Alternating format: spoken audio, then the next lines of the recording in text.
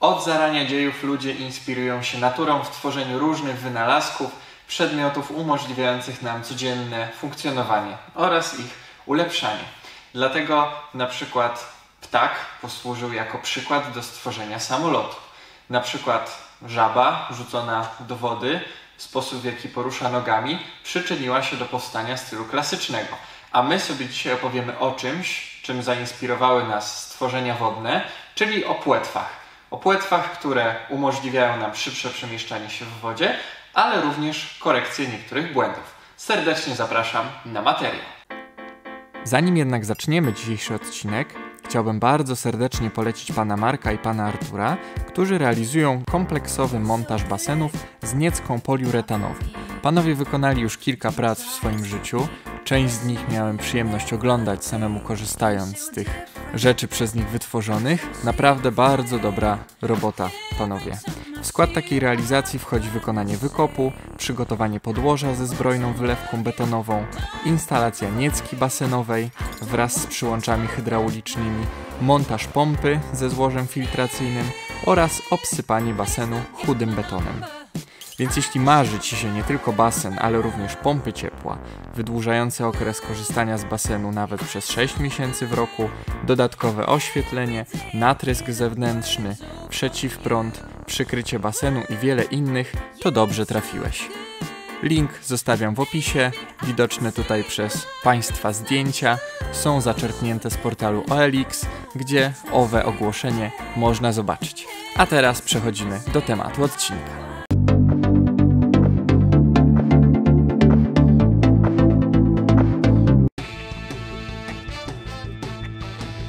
Jeśli chodzi o rodzaje płetw, jakie mamy, to jest ich troszkę. Od krótkich, charakteryzujących się tym, że są krótko cięte, tak zwane sprinterki, po płetwy długie, którymi niestety tutaj nie dysponuję. Kolejnym podziałem możemy sobie dać, jeśli chodzi o ich miękkość lub też twardość. Płetwy, które prezentuję, cały czas ten sam przykład, są miękkie, stopa w nich spokojnie jest w stanie wyrabiać to tworzywo, czyli tą gumę, z której jest zrobiona płetwa. Są również płetwy twarde, które tą część, gdzie stopa nam wchodzi, trzymają dość sztywno w ryzach, nie pozwalając nam zbytnio jej wyginać.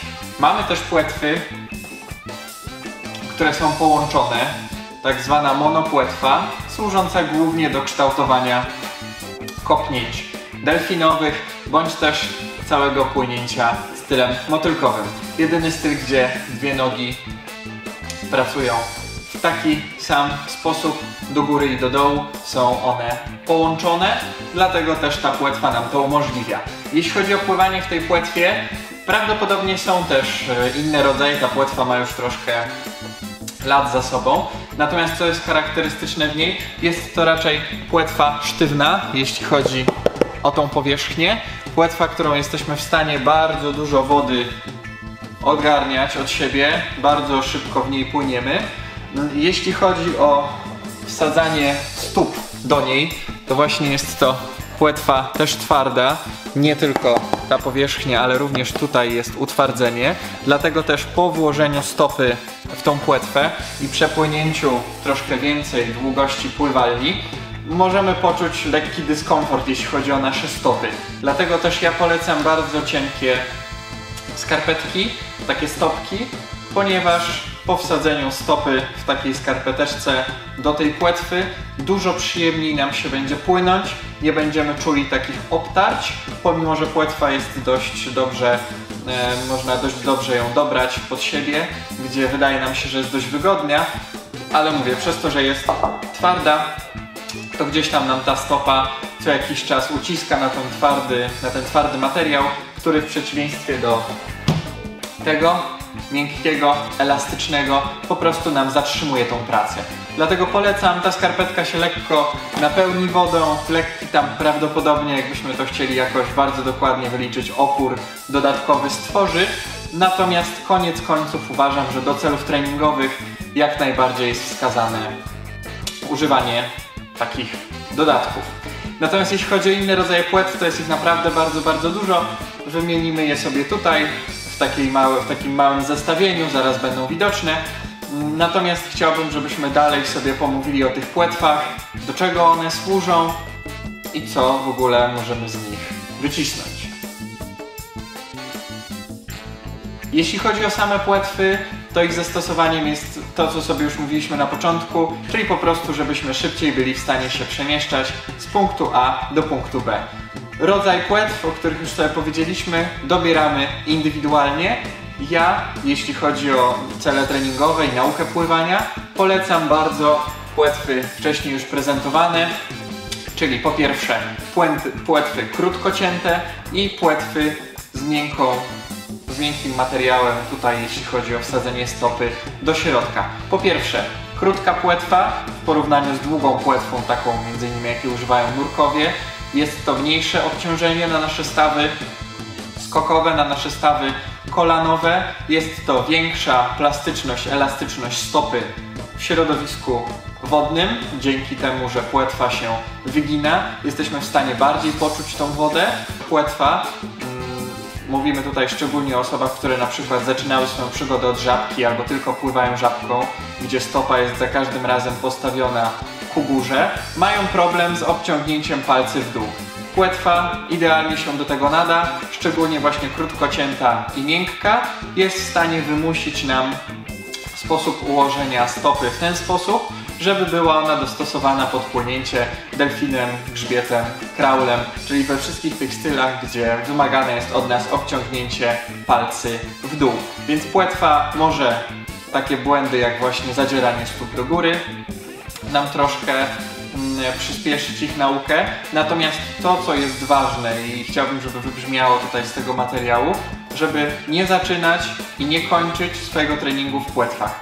Nie zaczynamy dlatego, że tak jak już sobie wcześniej wspomnieliśmy, płynięcie w płetwach, niezależnie czy są krótkie, czy długie, twarde, czy miękkie, czy monopłetwy, tym bardziej, wymaga od nas tego, żeby troszkę przygotować organizm do płynięcia po prostu w nich. Tak samo jak nie zaczynamy treningu od płynięcia w łapkach, ponieważ przegarniamy dużo większą ilość wody, niżeli robimy to bez używania tego sprzętu.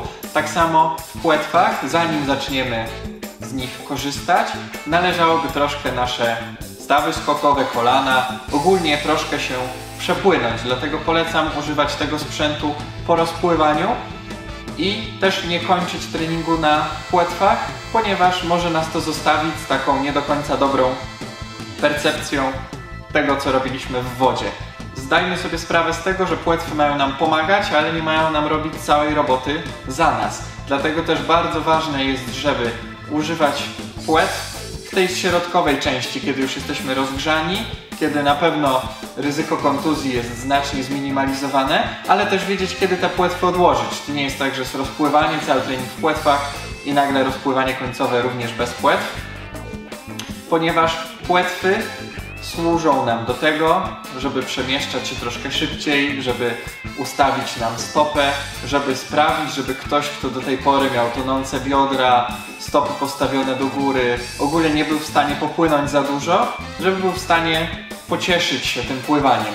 Natomiast nauka i zaczynanie w ogóle od płetw według mnie jest złym rozwiązaniem. Płetwy jest to kolejny tam krok, gdzieś tam w naszej nauce, u każdego indywidualnie, gdzie może się ten punkt po prostu nam pojawić.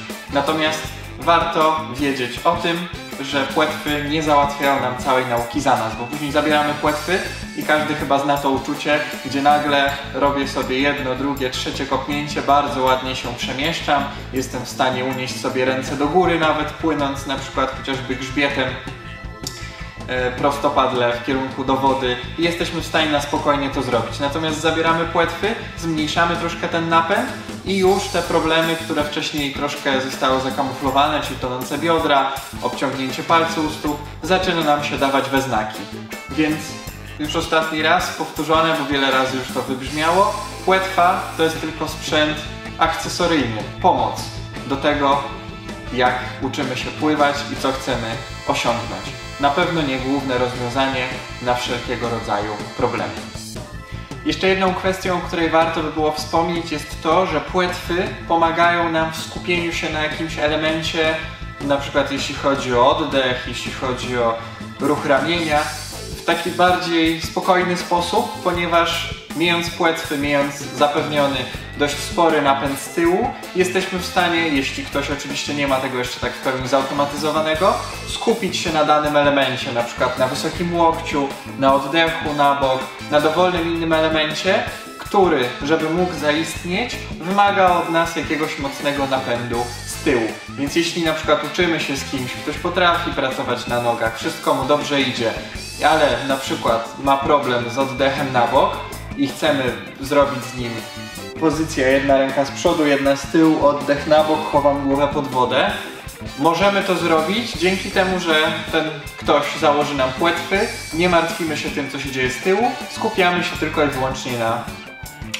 pozycji naszego ciała od pasa w górę. I to, o czym my sobie teraz mówimy, to pływanie w płetwach, to zaczynanie treningu od czegoś innego niż od płetw. Mówimy tutaj o nauce pływania. Jeśli chodzi o trening sportowy, sprawa jest zupełnie inna, w zależności od predyspozycji, od tego, czy ktoś przypadkiem nie trenuje chociażby płynięcia w płetwach docelowo, ponieważ też są takie zawody. Dlatego jeśli chodzi o trening, to tutaj jest sprawa bardzo zróżnicowana. Tam płetwy oczywiście mogą występować bardzo często. Po rozpływaniu od razu płetwy i rozpływanie końcowe już bez płetw, ale ja też osobiście kiedyś tak trenowałem, że zaczynaliśmy od płetw.